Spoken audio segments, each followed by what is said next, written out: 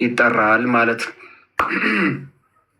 የቅዱስ ማርቆስ ወንጌል የሚጀምረው ከመጥምቀ መለኮት ቅዱስ ዮሐንስ ጥምቀት ጀምሮ ነው የሚጀምረው። ከጥምቀቱ ይጀምርና በቀጥታ የጌታችን የመድኃኒታችን የኢየሱስ ክርስቶስ 40 ቀን ከ40 ሌሊት መጾምን ያሳይና የተራራ ላይ ስብከቱን ጌታችን መድኃኒታችን ኢየሱስ ክርስቶስ እየሰበከ የመጣው ወደ ቅፍርናሆም የመጣበትን ከዛ ወደ ምኩራብ ገብቶ ያስተማረበትን ከዛው ደግሞ በሽተኞችን የፈወሰበትን ክፍል ተናግሮ ያቆማል ማለት ነው። ምዕራፍ 1 ምዕራፍ 2 ላይ ስለ ሽባው ማዳን ነው የሚናገረው። ይህ ክፍል በቅዱስ ማቴዎስ የወንጌል ክፍል ላይ ምዕራፍ 9 ከቁጥር 1 ላይ እስከ 8 ባለው እንዲሁም ደግሞ በሌላኛው የወንጌል ክፍል የሉቃስ ወንጌል ምዕራፍ 5 ከቁጥር 17 እስከ 16 ድረስ ከቁጥር 16 እስከ 27 ድረስ ባለው ላይ ተጽፎ እናገኘዋለን ማለት ነው ይህን ክፍል። ስለዚህ በእነዚህ በሶስቱ ወንጌላውያን ተጽፏል ይሄ ክፍል ማለት ነው። የቅዱስ ዮሐንስ ላይ ግን ይህን ክፍል አናገኘውም ብሎ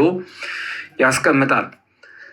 ምዕራፍ 2 ላይ ዳግመኛም ከጥቂት ቀን በኋላ ወደ ቅፍርናሆም ከተማ ገባ ይላል። እንግዲህ ጌታችን ለምጻሙን ለማንጻት እንዴት እንደሄደ አይተናል። ብዙ ሰዎች በምኩራብ እያሉ ለምጻሙን ሰው ሲያድነው ተመልክተን ነበር እና የሚቀጥለው ዳግም ማለት ነው ወደ ምንድን የገባው? ከጥቂት ቀናት በኋላ ድጋሜ ወደ ምን ይገባል? ወደ ቅፍርናሆም ይገባል ማለት ነው። ወደ ቅፍርናሆም ይገባል። እንግዲህ ቅፍርናሆም ሲሄድ የጴጥሮስ አማት እንደነበሩ እነዚህ ሁሉ እንደነበሩ በየአውራቸው ሄዶ እንዴት እንዳስተማረ ተመልክተናል። ዳግመኛም ከጥቂት ቀን በኋላ ወደ ቅፍርናሆም ከተማ ገባ፣ በቤትም እንዳለ ተሰማ። በቤት እንዳለ ሰሙ ማለት ነው። ቅፍርናሆም ያሉ ሰዎች ሁሉ ጌታችን ኢየሱስ ክርስቶስ በቤት እንዳለ ሰሙ። በደጅ ያለው ቦታ እስኪጠባቸው ድረስ ብዙዎች ሰዎች ወደ እርሱ ምን አሉ? ተሰበሰቡ። ጌታችን ኢየሱስ ክርስቶስ ባለበት ቦታ ሁሉ ብዙዎች የስጋ የነፍስ ጥያቄያቸውን ይዘው ምን ይላሉ ማለት ነው? ይሰበሰባሉ። እሱ ባለበት ቦታ ሁሉ፣ ክርስቶስ ባለበት ቦታ ሁሉ ምን አለ ማለት ነው? መዳን አለ፣ የነፍስ ስርየት አለ፣ የኃጢአት ስርየት አለ፣ የስጋ ድካም ማረፊያ አለ። ስለዚህ ክርስቶስ ባለበት ቦታ ሁሉ ይሰበሰቡ ነበር። ወደ እርሱ ለመጡትም ቃሉን ይነግራቸው ነበረ። ወደ ክርስቶስ ለመጡት የማንን ቃል ይሰሙ ነበረ? የክርስቶስን ቃል ይሰሙ ነበረ። ለምሳሌ ዛሬ እዚህ ቲክቶክ ላይ ሁላችንም የተሰባሰብነው ለአዳም ብለን ወይም ደግሞ ለሆነ ሰው ብለን ሳይሆን እዚህ የተሰበሰብነው ሁላችንም የእግዚአብሔርን ቃል ምን ልንሰማ ነው። ስለዚህ የእግዚአብሔር ቃል ባለበት ቦታ ሁሉ ደግሞ ምን አለ? ተስፋ አለ፣ ፍቅር አለ፣ መዳን አለ። ስለዚህ የእግዚአብሔር ልጅነታችንን እናጸናለን ማለት ነው። ስለዚህ ወደ እርሱ ለመጡት ምን ይል ነበረ? ቃሉን ይነግራቸው ነበር ይልና ቅዱስ ማርቆስ 4 ሰዎች ሽባ የሆነ በሽተኛን በአልጋ ተሸክመው ወደ እርሱ አመጡለት። 4 ሰዎች ሽባ የሆነን ሰው በአልጋ ተሸክመው ወደ ክርስቶስ አመጡለት። ስለ ሕዝቡም ብዛት ወደ እርሱ ማቅረብ ቢሳናቸው እርሱ ያለበት የቤቱን ጣራ ነድለው ሽባውን ከናልጋው አወረዱት። መግባት ስለከበዳቸው ጭራሽ ክርስቶስ ወዳለበት ቦታ መቅረብ ስላልቻሉ እርሱ ያለበትን ቤት ከቦ ከነበረው ሕዝብ እንደምንም አድርገው ወጥተው የቤቱን ጣራ ነቅለው ሽባውን ቁልቁል አወረዱት ክርስቶስ ወዳለበት። ስለዚህ ዛሬ ለመዳን ክርስቶስን ለማግኘት በባሌ በቦሌ በቀኝ በግራ ከሰማይ ከምድር በምንኛውም መንገድ ቢሆን ክርስቶስ ያለበት ቦታ መገኘት ለስጋ ለነፍስም እረፍት ነው። ስለዚህ እነዚህ ሰዎች ይህን ስለሚያውቁ ምን አደረጉ? ጣራውን ነቅለው ክርስቶስ ባለበት ቦታ ያንን እግሩ የማይራመደውን ሽባውን ሰው ወደ ታች አወረዱት ይላል ቅዱስ ማርቆስ። ገርሞት ነው ምን ያህል እነዛ ሰዎች በክርስቶስ ላይ ቢያምኑ ጣራ እስከ መንቀል ያደረሳቸው። ምክንያቱም ከዚህች ቤት ከወጣ አያገኙትም። ህዝቡ ምን ያህል ብዙ ቢሆን ነው ጣራ እስከ መንቀል ያደረሳቸው።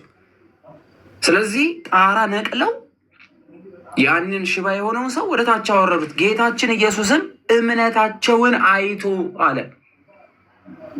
ስለዚህ አንድ ሰው ለመዳን ምን ያስፈልገዋል? እምነት ያስፈልገዋል። እምነታቸውን አይቶ ያንን ሽባ እምነታቸውን አይቶ የማንን? ጣራ የነቀሉትን ሰዎች እምነት ነው ያየው። ስለዚህ እነዛ ጣራ የነቀሉት ሰዎች ለማን መዳን ምክንያት ሆኑ ማለት ነው? እግር ለሌለው ለማይራመደው መዳን ምክንያት ሆኑ። ጌታችን ኢየሱስ ክርስቶስ እምነታቸውን አይቶ ያንን ሽባ እንዲህ አለው፣ ልጄ ሆይ ኃጢአትህ ተሰረየልህ አለው። ምን አለው? ኃጢአት ምን ተብሎልሃል? ተሰረየልህ። አሁን ኃጢአትን ይቅር ማለት የሚችለው ሰው ነው? አምላክ ነው?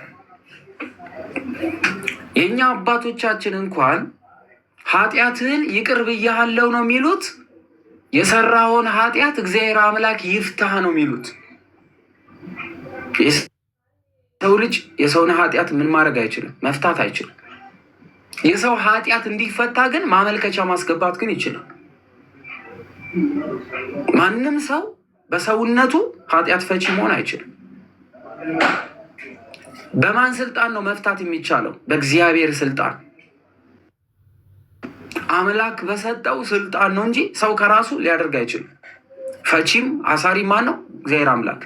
ፈቺና አሳሪ የሆነው እግዚአብሔር አምላክ ደግሞ እናንተ በምድር የያዛችሁበትን ኃጢአት እኔ በምን ይዝበታለሁ ብሏል? በቃሉ በሰማይ ይዝበታለሁ። ደግሞ እናንተ በምድር ይፍታ ያላችሁትን በሰማይ እንዲፈታ ያላችሁትን ደግሞ ምን እላለሁ ብሏል? እፈታለሁ። ይህን ስልጣን ከማን አግኝተዋል? ከእግዚአብሔር ዘንድ። ስለዚህ የሰራነውን ኃጢአት እግዚአብሔር አምላክ ምን ይበልን? ይፍታህ ነው የሚሉት። ፈትቻሃለሁ የሚል ካህን አታገኝ። ይፍታህ ግን ይባላል። ስለዚህ ጌታችን ኢየሱስ ክርስቶስ ግን እዚህ ጋር ግን የተናገረው የሰራውን ኃጢአት ሁሉ ምን ብሎላል? ይቅር ተብለሃል ያለው። ይቅር ይበልህ ሳይሆን ይቅር ተብለሃል። በዚህም የመጽሐፍ መተርጉማን ጸሐፍቶች ይባላሉ። መጽሐፍትን የሚተረጉሙ ተርጉመው የሚያስተምሩት ተቀምጠው ነበሩና በልባቸው ምን አሉ? አሰቡ። በአፋቸው ተናግሮ አይደለም፣ በልባቸው የሰሙት ቃል አስደንጋጭ ቃል ነው። አላወቁትም። እነሱ የሚያውቁት የማርያም ልጅ መሆኑን ያደገው ገሊላ ስለሆነ ከናዝሬት እንደሆነ እንደ ልጅ ይላላክ እንደነበረ ከሕግ በታች ስለነበረ በሙሴ ሕግ ይመራ ስለነበረ በቤተ መቅደሱ ደጃፍ አባቶችን ይጠይቅና ይረዳ ይማር ስለነበረ እነርሱ የሚያውቁት የማርያም ልጅነቱን ብቻ ነው።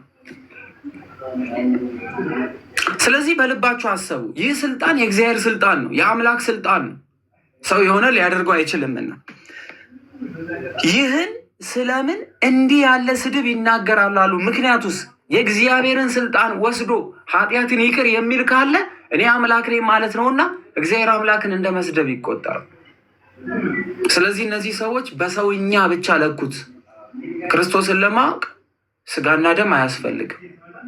በስጋና ደም እግዚአብሔር አምላክን ማወቅ አይቻልም። ለምሳሌ ብዙ ጊዜ ተአምራትን ስንሰማ እንዴት ይሆናል ይሄ እንላለን። ድንጋዩን ጀልባ አድርጎ በውቅያኖስ ላይ ቀዘፈ የሚል ነገር ሲሰማ እንዴት ይሆናል? ድንጋዩ ይሰጥማል በባህሪው አይደል? ሰው ልጅ ውሃ ላይ መራመድ አይችልማ። በደመና ተሳፍሮ ሌላ ዓለም ላይ ሄደ የሚል ዜና ሲሰማ ተረት ተረት ይመስላል። ለእግዚአብሔር ሁሉ ይቻሏል ለማለት እምነት ያስፈልጋል። ሰው በስጋና በደም ከሆነ ማመን አይችልም። እነዚህ ሰዎች ክርስቶስ የሚናገረውን ቃል እየመዘኑ የነበሩት በስጋና በደም ነው፣ በመንፈስ ቅዱስ አልነበረም። ክርስቶስን ለማወቅ መንፈስ ቅዱስ ያስፈልጋል።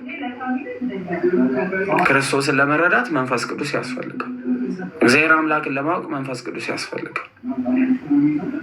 ስለዚህ ኃጢአት ተሰረየልሃል ብሎ ጌታችን ሲናገር እነርሱ የመዘኑ ሰው ነበረና አብሯቸው ያደገ ታናሻቸው የሆነ ሰው ሆኖ ስለመጣ ታናሽ እድሜ የተቆጠረለት 30 ዓመት የሞላው በጣም ትንሽዬ ወጣት የሆነ ጠባብ ደረት ያለው ደግሞ የሆነ ምስኪን ፊት ያለው ደግሞ ልክ እንደነሱ የሚበላ ልክ እንደነሱ የሚጠጣ ልክ እንደነሱ የሚራመድ ልክ እንደነሱ የሚደክም ሰው ነው የሚያዩት እና ክርስቶስን አላወቁትም። ስለዚህ እንዴት ይሳደባል አሉ። ከአንድ ከእግዚአብሔር በቀር ኃጢአትን ማስተሰረይ የሚችል ማን አለ? ማን አለ አሉ። ምክንያቱም ከአንዱ እግዚአብሔር በስተቀር ኃጢአትን ይቅር ሊል የሚችል ማንም የለም። የኦሪቱ ካህን እንኳን ወደ ቤተ መቅደስ ሲገባ ኃጢአትን ይቅር እንዲል እግዚአብሔር አምላክን እንዲለምን እንጂ ኃጢአትህን ይቅር ብያለሁ እንዲል አይደለምና። ስለዚህ ኃጢአትን ይቅር ማለት የሚችለው እሱ ማን ነው? ሌላው በዚህ በኦሪቱ ሕግ ኃጢአት ይቅር ለመባል የግዴታ መስዋዕት መቅረብ አለበት፣ ደም መፍሰስ አለበት። ሊቀ ካህኑ ወደ ቤተ መቅደስ ገብቶ ወገቡ ላይ ገመድ ታስሮበት ለመንጻት ኃጢአትን ይቅር ለማስባል መጀመሪያ ለራሱ መስዋዕት አቅርቦ ነጽቶ ነው መግባት የሚገባው። ክርስቶስ ይህንን አላደረገም። ኃጢአት ይቅር ተብሎልሃል ያሉ እንዴት የሚል ጥያቄ መጣባቸው። ጌታችን ኢየሱስም እንደሚያስቡ በመንፈስ አውቆ እንዲህ አላቸው። በምን በልባቸው ነው ያሰቡት፣ በአፋቸው አልተናገሩም። ሁሉን የሚያውቅ እግዚአብሔር አምላክ ግን በልባቸው ያሰቡትን ነገር አውቋልና እንዲህ አላቸው፣ በልባችሁ እንዲህ ያለ ነገር ለምን ታስባላችሁ አላቸው። እስቲ አሁን አስቡት። እኔ አሁን በልቤ የሆነ ክፉ ነገርን በጣም የሚያስጠላ ነገር በደንብ መጽሐፍ ቅዱስን እያያችሁ ይሄ ሚስጥረ ስጋዌን በጣም የሚያስተምር ስለሆነ ሚስጥረ ስጋዌ ስለሆነ በደንብ ከልባችሁ መጽሐፍ ቅዱስን እያሰመራችሁ በስሙት። ለምሳሌ አሁን በልቤ ቤዚን የሆነ ነገር እያሰብኩ ስለ ቤዛ የሆነ ነገር እያሰብኩ ክፉ ነገር እየተናገርኩ ምናምን ውስጤ እያመላለስኩኝ አሰማኝም ብዬ ያወራሁትን ነገር ቤዚ አዳም ለምን እንደዚህ ታስባለህ? አሁን እንደዚህ እያሰብኩ አይደለም ምናምን ብላ ብትነግረኝ ቆሌ ነው የሚገፈፈው። በምን ልታውቅ ትችላለች? የኔ ልብ ለመመርመር በልብ ያለውን በጭንቅላት ያለው ለማወቅ ከአንደበቴ ቃል መውጣት አለበት። እነዚህ ሰዎች በልባቸው ያሰቡትን ነገር ሕያው እግዚአብሔር አምላክ ነውና እርሱ አወቀባቸው። ይህን ሽባ ኃጢአት ትሰረይልህ ከማለትና ተነስተህ አልጋን ተሸክመህ ሂድ ከማለት ማናቸው ይቀላል አላቸው። የሚቀለው የትኛው ነው? የቱ ይቀላል? አንድን ሽባ ተነስተህ ተራመድ ከማለትና ኃጢአትህ ይቅር ተብሎልሃል ከማለት የትኛው ቀላል? የቱ ይቀላል? ኃጢአትን ይቅር ማለት ወይንስ ደግሞ አንድን ሽባ አልጋ ተሸክሞ እንዲሄድ ማድረግ? የትኛው የሚከብድ ይመስላችኋል? የቱ ይከብዳል? ኃጢአት ይቅር ማለት ወይንስ ደግሞ አልጋውን ተሸክሞ ይህ ሽባ ሰው እንዲሄድ ማድረግ? ኃጢአትን ይቅር ማለት ቀላል፣ የበደለን ይቅር ማለት አይቀልም? ቀላል እኮ። ስለዚህ ጌታችን መድኃኒታችን ኢየሱስ ክርስቶስ የሚቀለውን ነገርና የሚከብደውን ነገር ሊያሳያቸው ሄደ። ወይም ይህን ሽባ ኃጢአት ተሰረየልህ ከማለትና ወይም ተነስተ አልጋን ተሸክመ ሂድ ከማለት ማናቸው ይቀላል አለ። እስካሁን ድረስ አልጋን ተሸክመ ሂድ ብሎ አላለውምና አላዩትም ገና አልጋውን እንደሚያሸክመው። ነገር ግን ካፉ የሰሙት ኃጢአት ይቅር ተብሎልሃል የሚለው ነው። ስለዚህ ነገር ግን ለሰው ልጅ በምድር ላይ ኃጢአትን ሊያስተሰርይ ስልጣን እንዳለው እንድታውቁ አላቸው። በምድር ሳለ የሰው ልጅ ተብሎ የተጠራው ጌታችን መድኃኒታችን ኢየሱስ ክርስቶስ የማርያም ልጅ፣ ይህ የማርያም ልጅ የሰው ልጅ ይባላል ብሎ አባታችን ማንን ያጠና ነው? ሃይማኖተ አበው ላይ ጥሩ ሁለት አባቶችን። የመጀመሪያው አባት ማን ነው? ስለማን ያጠና ነው? ይህ የነበረውን የተወለደው አስቀድሞ የእግዚአብሔር ልጅ የተባለው ደግሞ የማርያም ልጅ የሰው ልጅ የተባለው ኢየሱስ ክርስቶስ የነበረው ነው እንጂ ሌላ አልመጣም ብሎ የተናገረው አባት ማን ነው? ማን ነበር የመጀመሪያው አባት?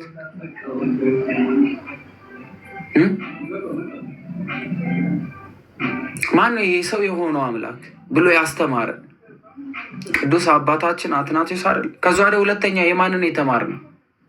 የመጀመሪያው አትናቴዎስ። ከዛ ወደ ሁለተኛ ማን የተማር ነው? ሁለተኛ አባት የጀመርነው ጀምረን ብዙ አልሄድንበትም። ሁለተኛው አባት ማን ናቸው? በደንብ አድርገው ሲያስተምሩን የነበሩት ስለ እግዚአብሔር ወልድ፣ ስለ ራሱ ወልድ ደግሞ ያ ቅዱስ የሆነ ራሱ እግዚአብሔር ኢየሱስ ክርስቶስ ብለን የምንጠራው ሰው የሆነው ራሱ እግዚአብሔር አምላክ እንደሆነ ብሎ የተናገሩት አባት እጅግ በጣም የምንወዳቸው አባታችን ቅዱስ ባሲሊዮስ አይደለም። ስለዚህ ይህንን ክፍል ጠቅሰው አባቶች በጣም በጠንካራ ጎኑ ያስተምሩበታል። ስለዚህ ምን አላቸው? የሰው ልጅ ማን? የሰው ልጅ የተባለው አስቀድሞ ከሶስቱ አካል አንዱ አካል የነበረው እግዚአብሔር ወልድ ምን ተብሏል? የሰው ልጅ ተብሏል። ቅዱስ አባታችን ባሲሊዮስ ሲጠቅሱ የማንን የመጽሐፍ ቅዱስ ክፍል ጠቀሱ? አባታችን ቅዱስ አትናቴዎስ ሲጠቅስ የማንን የመጽሐፍ ቅዱስ ክፍል ጠቀሰ? ከወንጌላን መካከል ይህንን ለማስረዳት የትኛው ክፍል በጠንካራ ጎኑ ይጠቀሳል? እስኪ ጥቀሱልኝ። ይህ ሰው የሆነው አስቀድሞ እግዚአብሔር አምላክ እንደነበረ አባቶቻችን በ318ቱ ሊቃውንት ጉባኤ ላይ በነበሩበት በኒቅያ ጉባኤ ላይ ጠቅሰው ያስተማሩበት የመጽሐፍ ቅዱስ ክፍል የመጀመሪያው በዋናነት የሚጠቀሰው የማን ነው? በዋናነት ወንጌላዊ ቅዱስ ዮሐንስ አይደለም?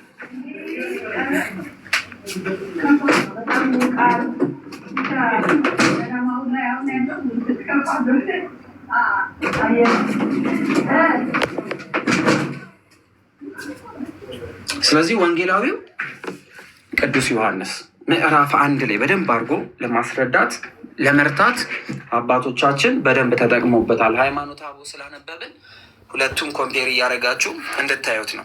ስለዚህ እዚህ የማርቆስ ወንጌል ምዕራፍ 2 ላይ የማርቆስ ምዕራፍ 2 ላይ ራሱ ጌታችን መድኃኒታችን ኢየሱስ ክርስቶስ ራሱን ሲገልጥ የሰው ልጅ ብሎ ተናግሯል።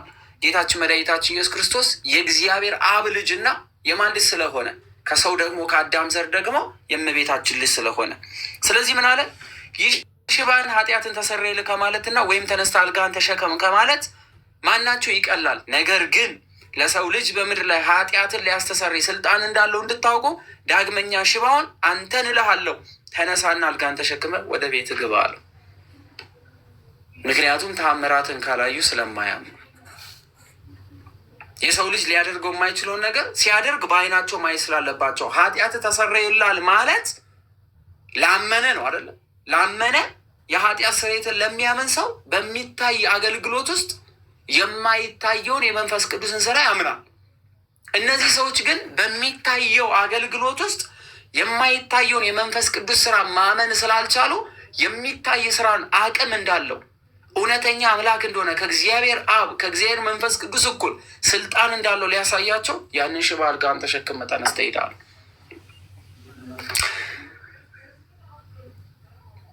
ያን ጊዜ ተነስቶ አልጋውን ተሸክሞ በሁሉ ፊት ወጣ። ሁሉም አደነቁ።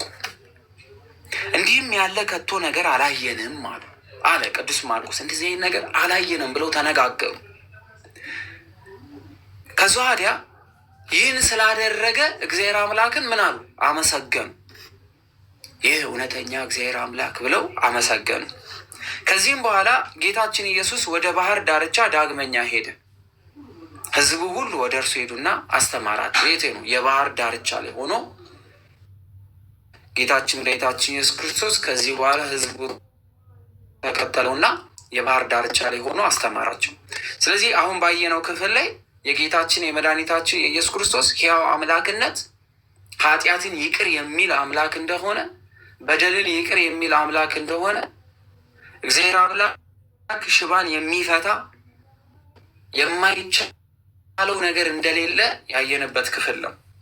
ስለዚህ ይህ ሰው ከኃጢአት ተፈቷል። ይህ ሰው ከኃጢአት ተፈቷል ማለት የዘላለም ሕይወት አግኝቷል ማለት ነው። ከኃጢአቱ ተፈቷል። ኃጢአቱን ይቅር ብሎታል። ይህ ሰው አሁን ባለበት ሁኔታ ይህን አልጋ ተሸክሞ ስለሄደ ኃጢአቱን ይቅር ስላለው የዘላለም ሕይወት አግኝቷል ወይንስ የሚቀረው ነገር አለ? እስኪ ንገሩኝ። በመጽሐፍ ቅዱስ ትምህርት ስትለኩት ይህ ሰውን ኃጢአት ይቅር ብሎታል። ክርስቶስ ይቅር ብሎታል። ስለዚህ የዘላለም ሕይወት አግኝቷል ማለት ነው። አግኝቷል ይቅር ያለው ይህ ሰው ሞቷል እንዴ? ልክ ክርስቶስ ኃጢአቱን ይቅር ካለው በኋላ ሞቷል። ይህንን ይቅር ካለው በኋላ ደግሞ ኃጢአት ቢሰራ ይህ ሰው አይሞትም? ሞት የለበት አለበት። ለዚህ እኮ ነው ጌታችን ኢየሱስ ክርስቶስ ምንድን ነው ያለው? ኃጢአትሽን ሁሉ ምን ብዬሻለሁ? ይቅር ብዬሻለሁ። ግን ምን እንዳትይ፣ ዳግም ምን እንዳሰሪ፣ ኃጢአት እንዳሰሪ። ለዚህ ነው አንድ ኦርቶዶክሳዊ ሲጠየቅ ድናል ወይ ተብሎ ሲጠየቅ ድኛለው። ከምን? ከዘላለማዊ ሞት እየዳንኩ ነው። ዘላለማዊ የሆነ ሞትን ገድያለሁና በሕይወት እያለው በጽድቅ ምን ማለት አለብኝ? መመላለስ አለብኝ። ደግሞ ድናለው ብሎ ደግሞ ተስፋ ያደርጋል። ለምን? ከእግዚአብሔር ዘንድ የሚያገኘው የዘላለም ሕይወት ተስፋ ስላለው ማለት ነው። ስለዚህ ይህ ሰው አልጋውን ተሸክሞ ሄዷል። ኃጢአቱን ሁሉ ይቅር ብሎታል። ግን ደግሞ በበደል ከተመላለሰ ሞት አለበት ማለት ነው። ይህ ሰው ይሞታል። ከዛ ወዲያ ጌታችን ኢየሱስ ክርስቶስ ቅዱስ ማርቆስ ሲነግረን ከዛ ወዲያ ከዚያም ሲያልፍ የእልፍኒዎስ ልጅ ሌዊን በቀረጥ መቀበያ ቦታ ተቀምጦ አገኘው። ቀረጥ እየቀረጠ የእልፍዮስ ልጅ የሆነ ሌዊያዊ የሆነውን በቀረጥ መቀበያ ቦታ ተቀምጦ አገኘው። ተከተለኛል። ይሰማል።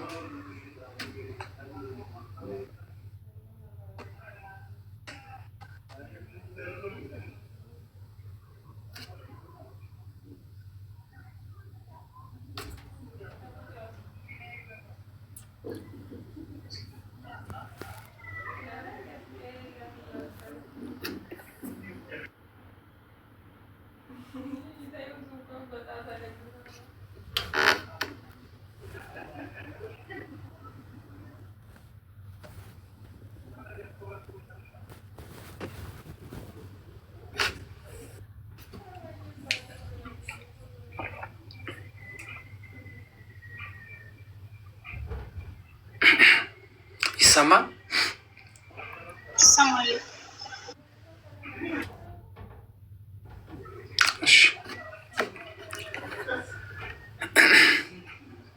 እሺ እግዚአብሔር አምላክ ከሁላችን ጋር ይሁን።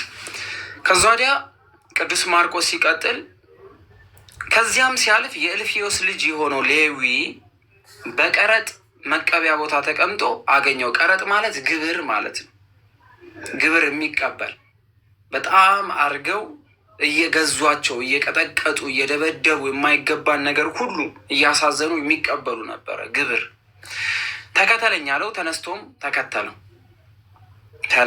ተከተለው። ማን ነው ይሄ?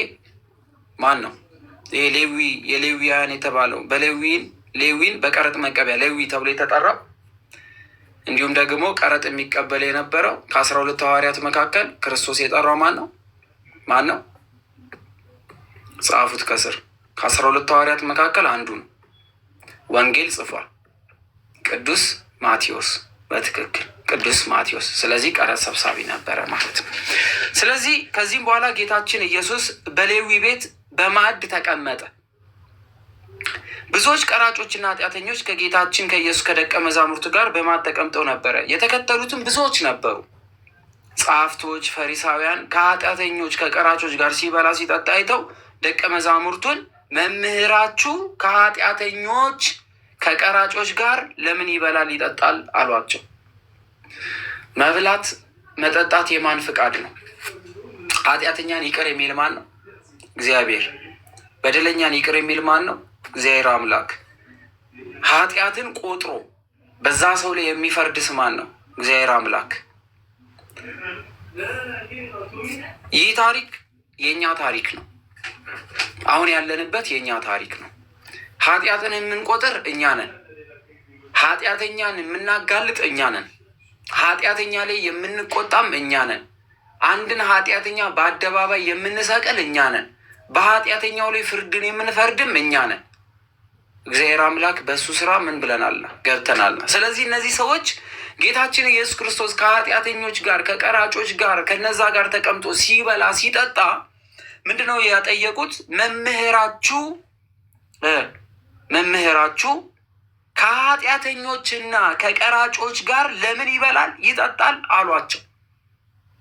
እኛ አሁን አንዳንዴ ሶሻል ሚዲያ ላይ ሱሪ ካደረገ ሴት ጋር ለመታየት እናፍራልና ምን ይሉኛል እንላለን። የሆነ የምትጨፍር ሴት ወይ የሚጨፍር ወንድ ምናምን ጋር አብረን ስንሆን ምን ይሉን ይሆን እንላለን። ስለምንፈራ አይደል? በውስጥ ለውስጥ በጣም ፍሬንድ ነን። ሶሻል ሚዲያው ላይ ግን መታየት አንፈልግም። ለምን? የሰው ልጆችን አፍ እንፈራለን። በቅርብ ጊዜ ደግሞ የተከናወኑትን ነገሮች አይታችኋቸዋል። ፎቶ እየተነሳ እዩ፣ ተመልከቱ፣ ከኃጢአተኛው ከጨፋሪ ከዘፋኝ ጋር ምናምን። ራስን ከክርስቶስ ጋር ማወዳደር አይደለም፣ ግን ክርስቶስ ያስተማረን በምግባር በስርዓት ኃጢአትና በደል ከሚሰሩ ሰዎች ጋር ሆኖ እነዛን ሰዎች ወደ ምን ማምጣት ነው? ወደ ህይወት ማምጣት ነው። ወንጌል ነው እያስተማረን ያለው። ስለዚህ እርስ በርሳችን በደል ቆጣሪ፣ ኃጢአት መዛኝ መሆን የለብንም። ሰው ከሁሉ ጋር በፍቅር መኖር አለበት። ወደኛ ሰዎችን ለማምጣት እውነተኛ መንገድ ለማሳየት በደልና ኃጢአትን መቁጠር ሳይሆን ታጋሽነትና ፍቅርን መስጠት ይቀድማል። ስለዚህ ኃጢአተኞችን ከኃጢአተኞች ጋር ከዘፋኞች ጋር ከሚዘሙት ጋር ከእንዲህ ከሚያደርግ ጋር ምናምን ማለት አይጠበቅብን። መሆን ያለብን ምንድን ነው? ፍቅር፣ ከሰዎች ጋር በሰላም መኖር፣ መዋደድ፣ ከእኛ መስጠት የሚገባን ነገር መስጠት አለብን። ስለዚህ እነዚህ ቀራጮች ጸሐፍቶች ምንድን ነው የሚሉት? ጌታችን መድኃኒታችን ኢየሱስ ክርስቶስን መምህራችሁ በማለት የተከተሉትን ወይም ደግሞ እርሱ የሚያስተምራቸውን ሁሉ ከቀራጮች ከኃጢአተኞች ጋር ለምን ይበላል ይጠጣል አሏቸው። ጌታችን ኢየሱስ በሰማ ጊዜ እንዲህ አላቸው። ክርስቶስ በሽተኞችን ባለመድኃኒት ይሹታል፣ ጤነኞች ግን አይሹትም። ኃጥአን እንጂ ጻድቃን ልጠራ አልመጣሁም አለ። ጻድቅ ያለው ካለ አንድ ሰው፣ በሽታ የለብኝም ካለ አንድ ሰው ሆስፒታል ምን ይሰራል? ሆስፒታል የመዳኛ ቦታ ነው። ጤነኛ ሰዎች ሆስፒታል ውስጥ ምን ይሰራሉ? ዛሬ እንዴት ኃጢአተኞች ወደ ቤተ ክርስቲያን ሲገቡ ዝም ትላላችሁ የሚል ጥያቄ በብዙ ይነሳል። የት ሄዶ ይዳኑ ታዲያ? ቤተ ክርስቲያን ማከሚያ ቦታ ናት፣ ሆስፒታል ናት። የነፍስ ካህናት የነፍስ ዶክተሮች ናቸው አይደለም? የነፍስ ሐኪሞች አይደለም? ካልዘመሩ መድኃኒት የሆነውን ዝማሬ ካልሰሙ፣ መድኃኒት የሆነውን ቅዳሴ ካላስቀደሱ፣ መድኃኒት የሆነውን የክርስቶስን ስብከት ካልሰሙ፣ መድኃኒት የሆነውን ዝማሬ በአውደ ምሕረት ካልዘመሩ እነዚህ የታመሙ ሰዎች የት ሄደው ይሄዳሉ? ስለዚህ ቤተ ክርስቲያን መሆን የሚገባት በደለኞች፣ ኃጢአት ያለባቸው፣ ሸክም ያለባቸው ልክ እንደኛ አይነት ሰዎች መሰብሰቢያ ቦታችን መሆን አለባት።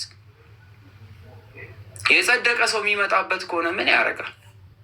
ሰዎች ታክመው የሚድኑባት ምድራዊ የሆነች ለሰማያዊ መንግስት የምታዘጋጅ ማለፊያ መንገድ ናት። ሰው ትዕግስት የለንም። እኛ ደግሞ ትናንት ማታ ስትሳደብ የነበረ ዛሬ መጣ ትዘምራለች እንላለን። በመዘመር ውስጥ መታከም አለ። በመመላለስ ውስጥ መዳን አለ። በማመን ውስጥ ፈውስ አለ። ስለዚህ ሰው እንዳይፈወስ መንገድ እንዘጋለን። ሰው እንዳይድን የትችት ዘመን ሆኗል። የመተቸት ዘመን። አባቷ ካህን ሆኖ ልጅቷ ዘፋኝ ስትሆን በልጅቷ ዘፋኝነት አባትየው እንዳይቀድስ ከመቅደስ እንጎትተዋለን። አባትና ልጅ ሆኑ እንጂ ልጅ በአባት ኃጢአት አባት በልጅ ኃጢአት ይወቀሳል? አይወቀስም። አንዱ ካህን ባጠፋው እልፍ የሆኑ የእግዚአብሔር ቤተ ክርስቲያን አገልጋይ የሆኑ ለምን ይሰደባሉ? አንዱ ዘማሪ ባጠፋው ለምንድን ነው የቤተ ክርስቲያን ስም የሚሰደቡ? ለምን? እነዚህ እኮ ተብሎ ለምን ይወራ? ስለዚህ የትችት ዘመን፣ ኮሜንት የማድረግ ዘመን፣ ሰዎችን የማሳጣት ዘመን፣ አደባባይ የማውጣት ዘመን እንዲሁ ቢቀጥል እኮ ጥሩ ነው እኮ። አንድ ሳምንት እንኳን የማይዘልቅ የትችት ዘመቻ ይደረጋል። ከአንድ ሳምንት በኋላ ያን ሰው ማንም ትዝ አይለውም። ሁሉም ያልፋል። ስንት ነገር አለፍን እስኪ ቁጠሩት። በባለፉት አመታቶች፣ አረ በዚህ አመት ውስጥ ብቻ ስንት ዘመን አለፍን፣ ስንት ታሪክ አለፍን። በባለፉ 3 ወራቶች ውስጥ የማያልፍ የመሰሉ ስንት ነገር አለፈ። ስንት ሰዎች የማይታረቁ በሚመስል ደረጃ ተነቃቀፉ። ስንት ሰዎች እንቅልፍ አጥተው አደሩበት። ዛሬ የለም። ጊዜያዊ 2 ቀን 3 ቀን ወይ 1 ሳምንት ይረሳል። ትናንት ሲበጠብጥ ለገናሽ ለያሽ ሲያስቸግሩ የነበሩ ሰዎች ዛሬ ኖርማል ናችሁ። አንድ ላይ ሆኖ ሲሄዱ ታያላችሁ። ለምንድን ነው የምናብደው? ስለዚህ እውነተኛ የሆነ መዳን የሚፈልግ ሰው መምጣት ያለበት ወደ ቤተ ክርስቲያን ነው። ከነ ኃጢአቱ፣ ከነ በደሉ፣ ከነ ሚቅመው፣ ከነ ሚጠጣው፣ ከነ ስካሩ፣ ከነ ምኑ። አንድ ሰው ኃጢአት እየሰራ ግን እስኪ ነጠላ ለብሶ መጽሐፍ ቅዱስ ቢያነብ ለምንድን ነው ምንተቸው? ካላነበበ እንዴት ይድናል? እንዳያነብ እንተቸዋልና። ኃጢአተኛ ሆነ መጽሐፍ ቅዱስ ታነባለህ? አስመሳይ፣ ነጠላን አውልቅ ምናምን። ያደረገው ነጠላ እኮ ነገ ከነገ ወዲያ የሚያነበው ቃል እንዳይደግመው ያንን ኃጢአቱን ያደረገው። ከስንት ኃጢአት እኮ ራሳችንን ገተናል። አንዴ ከስንት አይነት በደል እያነበብን ስንመጣ ልክ ልናደርገው ስንል ትናንት ያነበብነው ቃል ዛሬ ጭንቅላታችን ላይ ተውልቼ የሚል ቃል አይመጣባችሁ?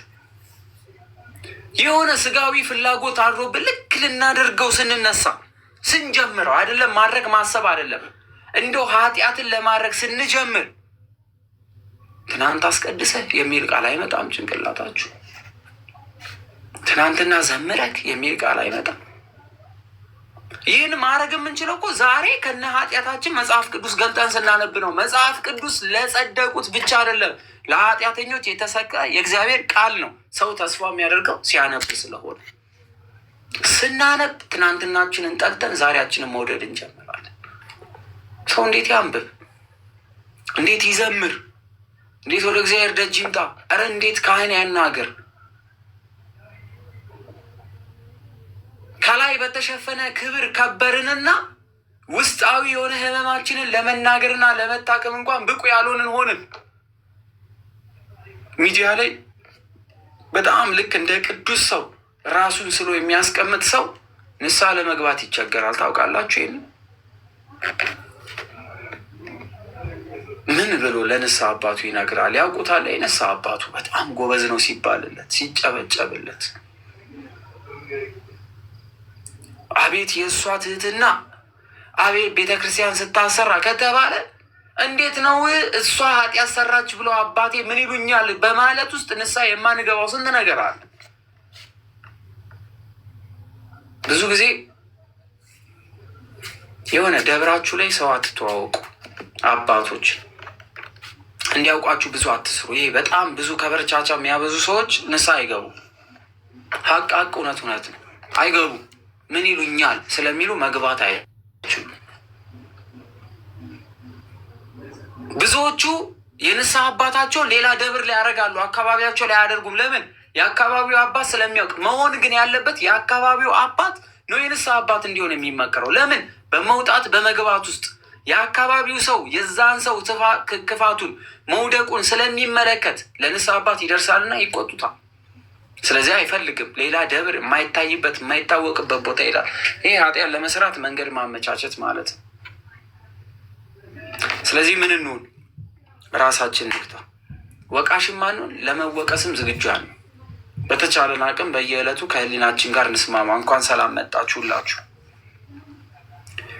ከዛ ወደ ቀጠለና ቅዱስ ማርቆስ ጌታችን መድኃኒታችን ያለውን እንድገመውና እዚህ የቅዱስ ማርቆስ ወንጌል ምዕራፍ 2 ከቁጥር 16 ላይ እንደዚህ በማለት ይናገራል። ጌታችን ኢየሱስ ቁጥር 17 ላይ ጌታችን ኢየሱስ በሰማ ጊዜ እንዲህ አላቸው፣ በሽተኞች ባለመድኃኒት ይሹታል፣ ለታመመ ሰው መድኃኒት ያስፈልገዋል። የታመመ ሰው መዳን አለበት። ለመዳን ደግሞ አዳኙ ጋር መምጣት አለበት። ደግሞ ለመዳን ደግሞ በሽታውን መናዘዝ አለበት። ደግሞ አዳኙ በሽተኛውን መንካት አለበት።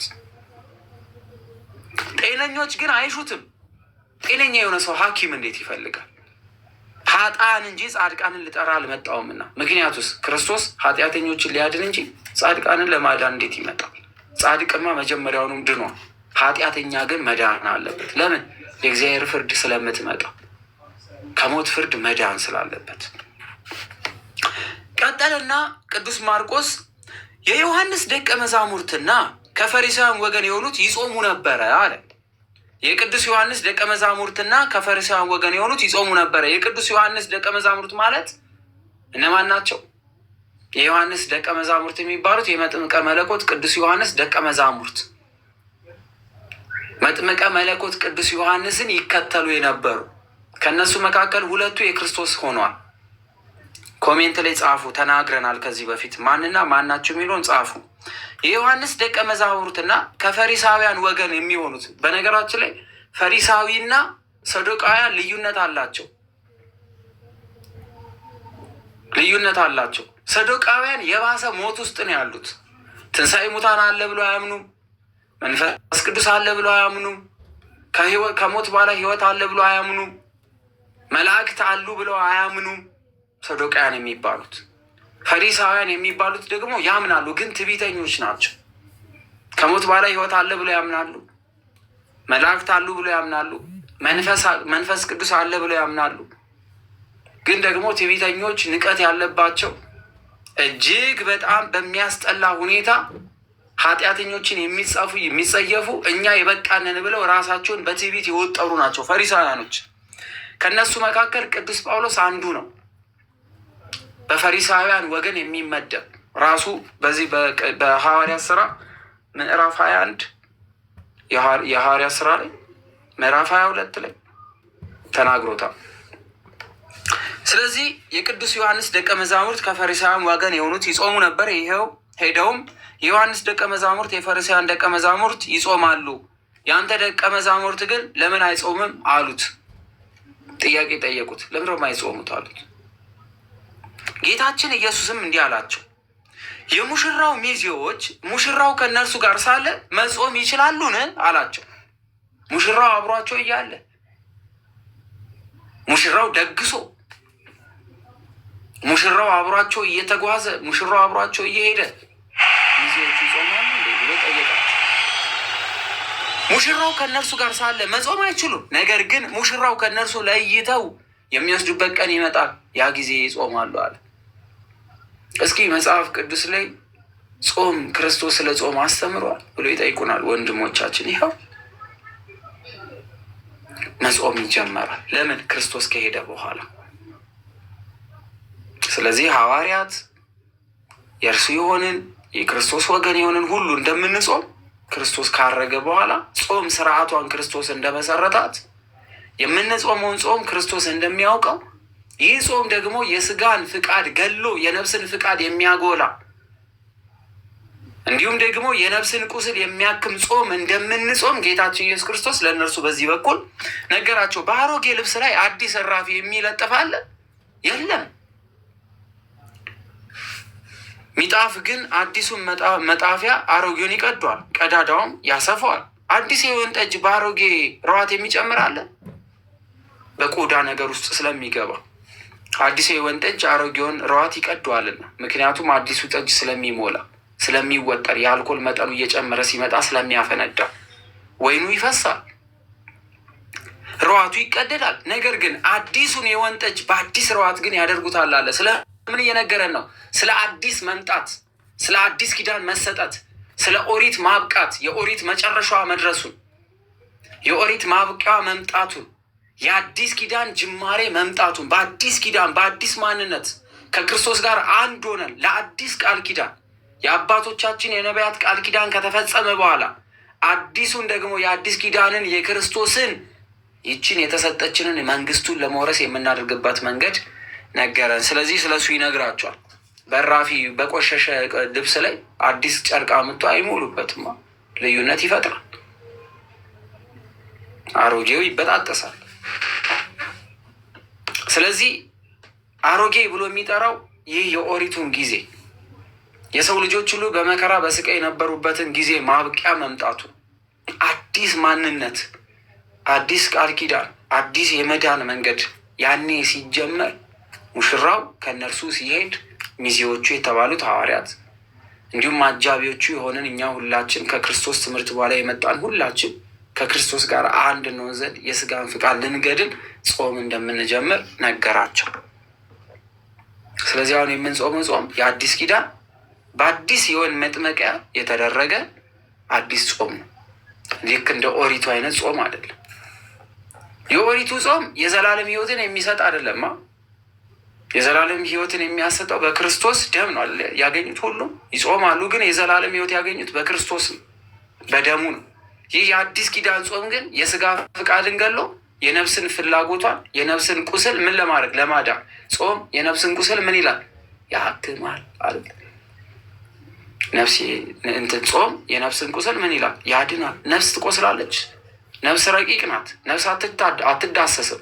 ነፍስ ቦታዋን እዚህ ናት እዛ ናት ብለን መወሰን አንችልም። በአይን አናያትም። ስለዚህ ነፍስ በምን ትቆስላለች ስንል በስጋ ፍቃድ። ስጋ ሲበድል ነፍስ አብራ ትበድላለች። አንዱ ከአንዱ አይነጠልም። ስጋን ለብቻ ነፍስን ለብቻ ነጥለን አናወራምና፣ ስለዚህ የስጋ ፍቃድ ሁሉ የነፍስን ምኗን መሞቿን ጥፋቷን ያፋጥነዋል። ስለዚህ የስጋ መቀጣት ለነፍስ ይሆናል። ስለዚህ ምን አለ በመልእክቱ? ጾም የነፍስን ቁስል ምን ትላለች? ታክማለች በማለት አስቀመጠ። ስለዚህ ይህ የአዲስ ኪዳን ጾምን እንደሚጾሙ እስካሁን ድረስ ግን እነ መጥምቀ መለኮት ቅዱስ ዮሐንስ ይጾሙት የነበረው ጾም የኦሪቱ ለመንጻት ከኃጢአት ከበደል ለመውጣት ያደርጉበት የነበረው ነው። አሁን በአዲስ ኪዳን ያለው ጾም ግን የዘላለም ሕይወታችንን መዳናችንን ለማስቀጠል የመዳን ስርዓቱን ለመውሰድ ስጋን ገለን ነፍስን ከፍ የምናደርግበት መሆኑን ጌታችን ኢየሱስ ክርስቶስ ነገራቸው ማለት ነው። ከዛ ወደ ቅዱስ ማርቆስ አሁንም ይቀጥላል። ምዕራፍ 2 ቁጥር 23 ላይ ከዚህም በኋላ ጌታችን ኢየሱስ በሰንበት ቀን በእርሻ መካከል ሄደ አለ። ሰንበት የሚላት የትኛዋን ሰንበት ነው? ይቺ ሰንበት የትኛዋ ሰንበት ናት? የትኛዋ ሰንበት ናት? ቅዳሜ ናት? እሁድ ናት? ከስር ጻፉልኝ። ከዚህም በኋላ ጌታችን ኢየሱስ በሰንበት ቀን በእርሻ መካከል ሄደ። ደቀ መዛሙርቱም ከእርሱ ጋር በመንገድ ሲያልፉ እሸት ይቆርጡ ጀመረ። ይቺ ሰንበት የኦሪቷ ሰንበት ጌታችን መድኃኒታችን ኢየሱስ ክርስቶስ ስራ ጀምሮ ያበቃባት ያረፈባት ቀዳማዊቷ የምትባለው ቀዳሚ ሰንበት ናት። በዚች ቀን ውሃ አይቀዳም። በደንብ እየሰማችሁ ቅዳሜ ማለት ነው። እሺ፣ ውሃ አይቀዳም። አሁን ድረስ እስራኤል ሀገር ብትሄዱ ምግብ አይሰሩም፣ ውሃ አይቀዱም፣ የወደቀ ሰው ቢያዩ አያነሱም፣ በር አይከፍቱም፣ አይንቀሳቀሱም፣ አይነግዱም፣ አይሸጡም፣ አይለውጡም። በራቸውን ዘግተው ሲበሉ ሲጠጡ ያከማቹትን አርብ ቀን ያዘጋጁትን በዚች በሰንበት ቀን ያደርጋሉ። ከፀሐይ መጥለቅ ጀምሮ የሚንቀሳቀስ የለም። ስለዚህ እቺ ቀን ምንም ነገር የማይቆረጥበት፣ ውሃ የማይቀዳበት፣ የፈሰሰ ነገር የማያነሱበት ቀን ነው። ነገር ግን በዚች በመጀመሪያ የኦሪቷ ሰንበት ተብላ እቺ ቅዳሜ ብለን የምንላት የእሁዱ ሰንበት ገና ስላልመጣ፣ ምክንያቱም እሁድ አይታወቅም በዚህ ሰዓት። ለምን? ጌታችን ኢየሱስ ክርስቶስ ሞቶ ትንሣኤውን ያበሰረበት የሰው ልጆች ሁሉ የዳኑበት ስለሆነ እቺ ሰንበተ ክርስቲያን ተብላ የምትጠራው እሁድ ከቅዳሜ በኋላ የመጣችው ከክርስቶስ ምን በኋላ መነሳት በኋላ ስለሆነ፣ ይህ ታሪክ ደግሞ ከመነሳቱ በፊት ስለነበረ ሰባተኛው ቀን ቅዳሜ በአይሁድ ስቲል ነው። አሁን ድረስ እስራኤል ብትሄዱ ይቺ ቅዳሜ የምንላት ቀን ተከብራ ትውላለች። እሁድን እንደ እሁድ ነው የሚቀበሏት እንጂ እንደ ስራ ቀን ነው እንጂ እንደ እረፍት ቀን አይቀበሏትም። ስለዚህ ፈሪሳውያኑ ደቀ መዛሙርቱ በሰንበት ሊያደርግ የማይገባውን ለምን ያደርጋሉ ብለው ጠየቁ። ምን ስላደረጉ? እሸት ፈልፍለው ስለበሉ ክርስቶስን ይቃወሙት ጀመር። ሰንበትን አክብሩ ያለው ማን ነው? ራሱ እግዚአብሔር ራሱ አይደለ? ሰንበትን አክብሩ ብሎ ዘጸአት ምዕራፍ 20 ላይ የሰጣቸው ትእዛዝ። ስለዚህ ራሱም በራሱ ሕግ ምን አሉት? ጠየቁት። ዛሬ እግዚአብሔር አምላክ የሰጠንን ሕግ ከምን አንጻር እንደሰጠን ያልተረዳ ሰው መጥቶ እግዚአብሔር አምላክ እንዲህ ብሏልና አንተ ላይ ሞት ይፈረድብሃል ይላል። መጀመሪያ ትርጓሜው ምን ማለት ነው? እረፉ ማለት ምን ማለት ነው? ሰንበትን አክብራ ሲል ምን ማለት ነው? እሸት ቆርጣ አትብላ ነው? ከብትን ወደ ውሃ ወስዳ አታጠጣ ነው? በማድጋ ውሃ አትቅዳ ነው? ይህንን ነገር ይዘው እኮ በሰንበት አሁን ውሃ የማይቀዱ ሰዎች አሉ። ወንዝ ወርደው ከብቶቻቸውን ውሃ የማያጠጡ ሰዎች አሉ። አሁን ድረስ ኢትዮጵያ ውስጥ የኦሪቱን ስርዓት አድርገው ይዘው የመጡ ሰዎች የሉ። በሰንበት ቀን ምንም ነገር መስራት የማይፈልጉ የወደቀ ነገር የማያነሱ፣ ዛሬ ሰንበት ነው አታንሱ፣ እሑድ ቀን የተቀዳ ውሃ አልጠጣም፣ እንደዚህ ቅዳሜ ቀድቼ ነው የምጠጣው የሚሉ ሰዎች አታዩ? የኦሪቱን ስርዓት ይዘው የመጡ ሰዎች። ስለዚህ እነዚህ ፈሪሳውያኖች ክርስቶስን ምን ብለው ይጠይቁታል? በሰንበት ሊደረግ የማይገባውን በሙሴ በተሰጠችው በዚህ በሰንበት ቀን ውስጥ የማይደረግ ነገር ያደርጋሉ በማለት ተናገሩት። ጌታችን ኢየሱስም ከአባቶች ጠቅሶላቸው ዳዊት በተራበ ጊዜ አሉ። ዳዊት በተራበ ጊዜ እርሱ አብረውት ከነበሩት ጋር ያደረገውን አላነበባችሁም? እንዲህ አላቸው። ማንን ጠቅሶ ምሳሌ አድርጎ? የገዛ ልጁን ዳዊትን እንደ ልቤ ብሎ የጠራውን ዳዊትን ለእነሱ ማስተማሪያ አድርጎ ጠቀሰላቸው። በጣም የሚገርም እኮ ዳዊትን የፈጠረ አምላክ ዳዊትን ምሳሌ አድርጎ አመጣላቸው። ሰው ነዋ። አምላክነቱን ገና አላወቁም። ልዕልናውን አላወቁም። የዳዊት አምላክ መሆኑን ዳዊትን የፈጠረ አምላክ እንደሆነ ገና አላወቁምና፣ ስለዚህ ዳዊትን ጠቀሰላቸው። አላነበባችሁ? አብያታር ሊቀ ካህን በነበረ ጊዜ ወደ ቤተ እግዚአብሔር እንደገባና ለካህናት ብቻ እንጂ እርሱ ሊበላው የማይገባውን የመስዋዕቱን ኅብስት እንደበላ አታውቁም አላቸው። ካህናት ብቻ ነበር የሚበሉት። ነገር ግን ገብቶ ምን ብሏል? ለካህናት ብቻ የተፈቀደውን ያንን ምግብ ተመግቧል ብሎ ነገራቸው። ተመግቧል።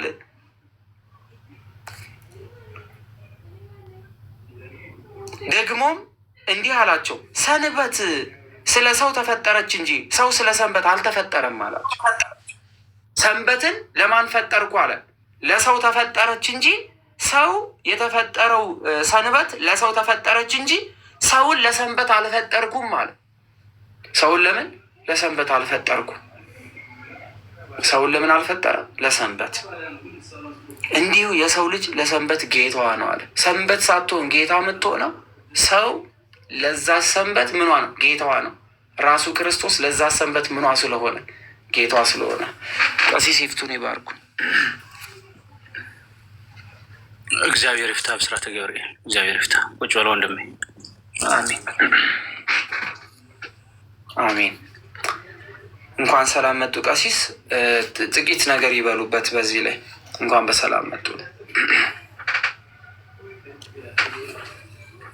አመሰግናለሁ አዳሚ። እንደያዝክ ብትቀጥል አይሻልም አዳሚ? አይ የማርቆስ ወንጌል ማጠቃለያውን ይስጡበትና